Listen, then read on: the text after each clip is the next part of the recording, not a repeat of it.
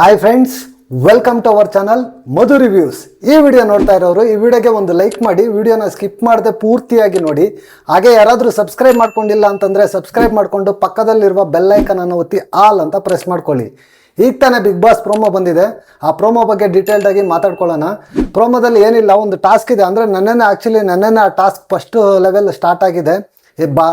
ಮೇಲೆ ಬಾಲ್ ಇರುತ್ತೆ, ಅದನ್ನು ಕೋಲ್ ತಗೊಂಡು ಕೋಲಿಂದ ಬಾಲನ್ನು ಕೆಳಗಡೆ ಬೀಳ್ಸೋದು ಇಬ್ಬರು ಇರ್ತಾರೆ, ಅದನ್ನು ತಗೊಂಡೋಗೋದಕ್ಕೆ ಇಬ್ಬರು ಇರ್ತಾರೆ, ಪ್ರೊಟೆಕ್ಷನ್ ಮಾಡ್ಕೊಳ್ಳೋದಕ್ಕೆ ಒಬ್ರು ಇರ್ತಾರೆ. ಇದು ಟಾಸ್ಕ್ ಇರುತ್ತೆ. ಈ ಟಾಸ್ಕಲ್ಲಿ ಯಾರು ವಿನ್ ಆಗ್ತಾರೋ ಅವ್ರು ಏನು ಮಾಡ್ತಾರೆ, ಇಬ್ಬರು ನರಕದಿಂದ ಸ್ವರ್ಗಕ್ಕೆ ಬರೋವಂಥದ್ದು ಇರುತ್ತೆ, ಇನ್ನಿಬ್ಬರು ಈ ಕಡೆಯಿಂದ ಆ ಕಡೆಗೆ ಹೋಗೋ ಚಾನ್ಸಸ್ ಇರುತ್ತೆ.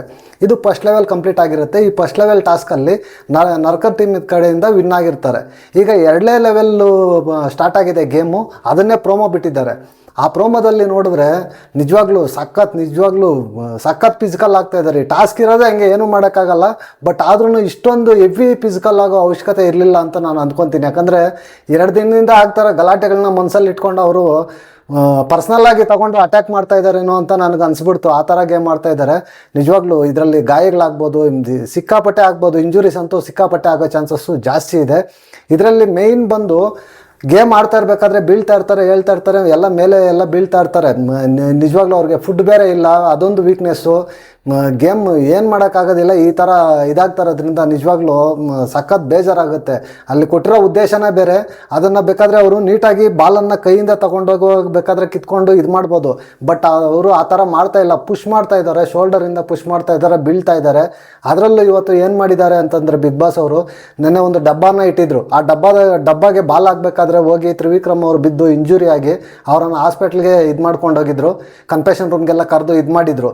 ಬಟ್ ಆದರೆ ಇವತ್ತು ಆ ಬಾಕ್ಸನ್ನು ತೆಗೆದುಬಿಟ್ಟು ಮಾಮೂಲಿ ಬ್ಲ್ಯಾಕ್ ಕಲರ್ ಬಟ್ಟೆ ಇದರಲ್ಲಿ ಮಾಡಿದ್ದಾರೆ.